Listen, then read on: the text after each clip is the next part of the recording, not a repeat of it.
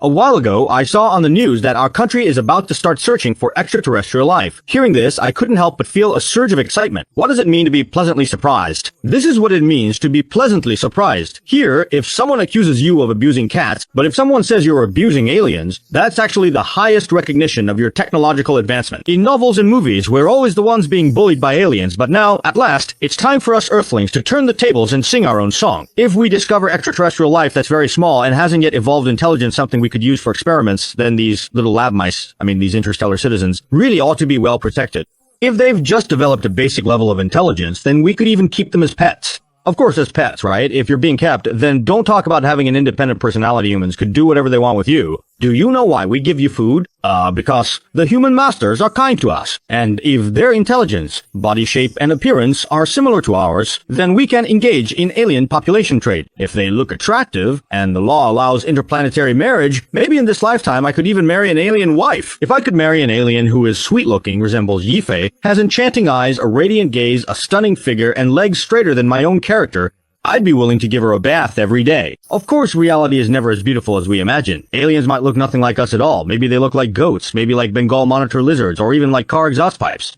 Just like the story of Lord Yi loving dragons, if an alien really showed up looking like a car exhaust pipe and wanted to get close to you, you probably wouldn't be willing. Except for our Indian friends. Actually, let alone life that evolved on different Planet 7 on the same Earth, life forms are incredibly diverse. For example, the immortal jellyfish can reverse its aging process, the gypsy moth caterpillar can survive temperatures as low as minus 76 degrees, and tardigrades can live for 120 years, even without water. Even the most basic act of breathing varies greatly. While we need to constantly breathe in oxygen, a large number of anaerobic bacteria don't need oxygen at all. So here's the question. Do aliens need to breathe oxygen? We need oxygen because activities like singing, dancing, and rapping, all our life processes require oxygen to provide energy to our cells. That's why, if we can't get fresh air, our cells just give up. Of course, whether extraterrestrial life is carbon-based is still uncertain, so they might not need oxygen at all, or even need to breathe to obtain energy. For example, as we've mentioned before, silicon, like carbon, can form 4 covalent bonds and can also serve as the backbone for large molecules, so silicon-based life is entirely possible as well. I want to laugh when I think that somewhere in the universe, there is a converted cow or horse watching videos of others explaining carbon-based life. The chemical bonds formed between silicon and oxygen are very strong and would destroy their original body structure. So in theory, for them, oxygen is not only unnecessary, but actually poisonous. Moreover, silicon chains break easily in water, so they should also be very afraid of water. Take my advice. If you meet a silicon-based alien, just throw urine at them, it works. But saying silicon-based life doesn't need to breathe at all isn't entirely accurate. As I mentioned earlier, breathing is essentially the process of supplying energy to cells,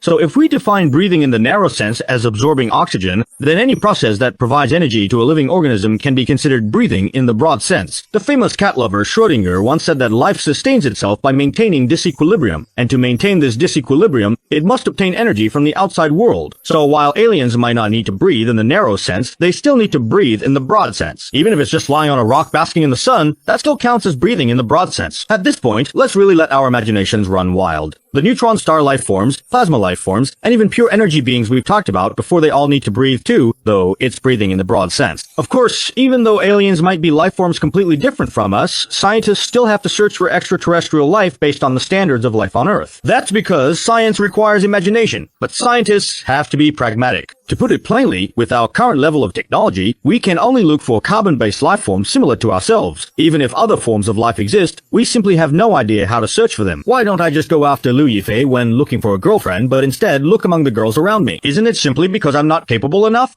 Here's a vivid example. Someone loses their keys in the pitch dark night, but only searches for them under the street lamp. Others can't understand this and ask why he doesn't look elsewhere. Is it possible that your keys could only have been lost under the street lamp? He replied, of course I know the keys might have been lost somewhere else, but I can only see what's under the street lamp. Everywhere else is pitch black. There's no way I could find them even if I looked, so I have no choice but to search under the street lamp. People nowadays are just like that person searching for his keys in the dark without a flashlight, limited by their circumstances. They can only look within a very small range. The most important point is, if they're also carbon-based life forms, then the environment of their planet can't be all that different from Earth's. With similar environments, we could even go for colonization, help develop their planet. Wow, turns out the level 3 civilization is